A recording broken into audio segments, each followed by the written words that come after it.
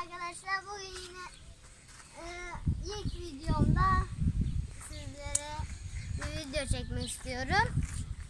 Böyle bahçeye çıktık babamla. Şöyle laleler var. Hemen bir şey göstereceğim. Aklıma bir şey takıldı. Merak ettim. 2 tane salyangoz var. Hemen göstereyim. 2 tane salyangozun burada ne işi? Yani garip. Evet. Şimdi burada böyle gördüğünüz gibi ağaç var.